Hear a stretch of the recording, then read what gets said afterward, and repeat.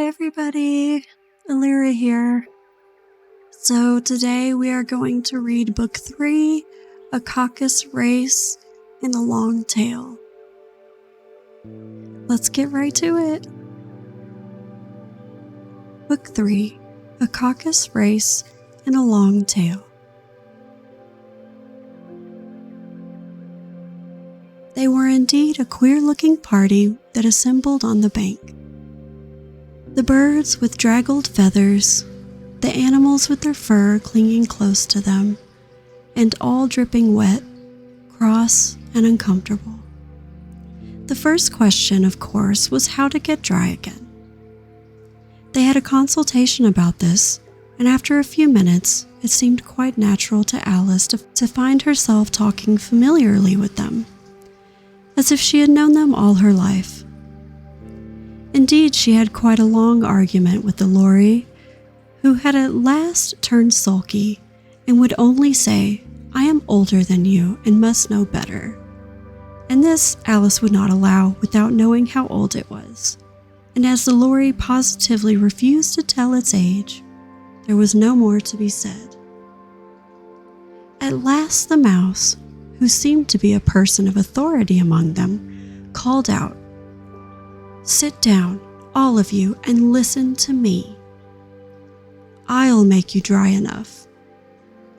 They all sat down at once, in a large ring, with the mouse in the middle.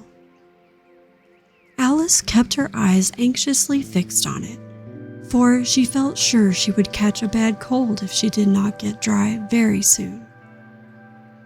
"Ahem," said the mouse with an important air. "Are you all ready? This is the driest thing I know. Silence all round, if you please." William the Conqueror, whose cause was favored by the Pope, was soon submitted to by the English, who wanted leaders, and had been of late much accustomed to usurpation and conquest. Edwin the Morcar, the Earls of Mercia and Northumbria. "Ugh," said the Lori with a shiver. "I beg your pardon," said the mouse, frowning but very politely. "Did you speak?" "Not I," said the Lori harshly. "I thought you did," said the mouse. "I proceed. Edwin the Morcar, the Earls of Mercia and Northumbria, declared for him, and even Stuycand, the patriotic Archbishop of Canterbury, found it advisable." "Found what?" said the duck. "Found it," the mouse replied rather crossly. "Of course you know what it means." "I know what it means well enough. When I find a thing," said the duck, "it's generally a frog or a worm. The question is, what did the Archbishop find?" The mouse did not notice this question, but hurriedly went on. "Found it advisable to go with Edgar Atheling to meet William and offer him the crown. William's conduct at first was moderate, but the insolence of his Normans— How are you getting on now, my dear?" It continued, turning to Alice as it spoke. "As wet as ever," said Alice in a melancholy tone. "It doesn't seem to dry me at all." "In that case," said the dodo solemnly, rising to its feet, "I move that the meeting adjourn for the immediate adoption of more energetic remedies." "Speak English," said the eaglet.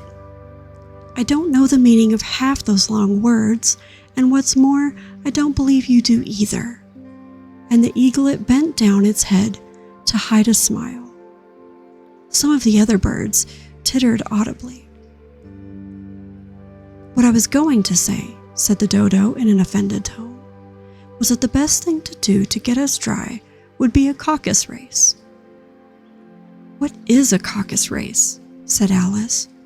Not that she much wanted to know, but the dodo had paused as if it thought that somebody ought to speak, and no one else seemed inclined to say anything.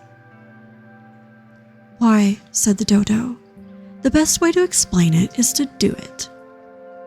And as you might like to try that thing yourself some winter day, I will tell you how the dodo managed it. First, it marked out a race course in a sort of circle. The exact shape doesn't matter, it said. And then all the party were placed along the course here and there. There was no 1, 2, 3 and away, but they began running when they liked, and left off when they liked, so that it was not easy to know when the race was over. However, when they had been running half an hour or so, and were quite dry again, the dodo suddenly called out, "The race is over," and they all crowded round it, panting and asking, "But who has won?" This question the dodo could not answer without a great deal of thought, and it sat for a long time with one finger pressed upon its forehead, the position in which you usually see Shakespeare in the pictures of him, while the rest waited in silence. At last the dodo said, "Everybody has won, and all must have prizes." "But who is to give the prizes?"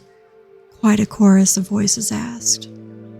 "Why, she, of course," said the dodo, pointing to Alice with one finger, and the whole party at once crowded round her, calling out in a confused way, "Prizes, prizes!"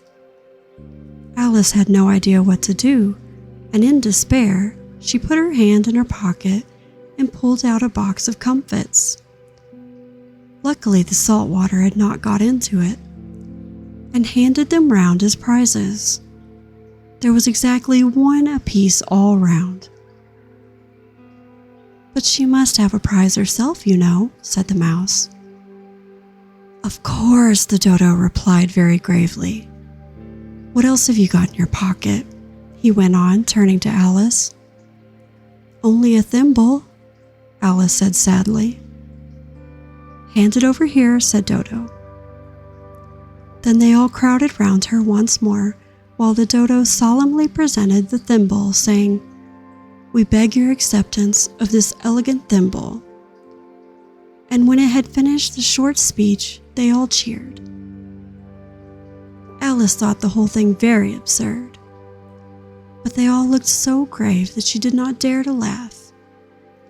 And as she could not think of anything to say, she simply bowed and took the thimble, looking as solemn as she could.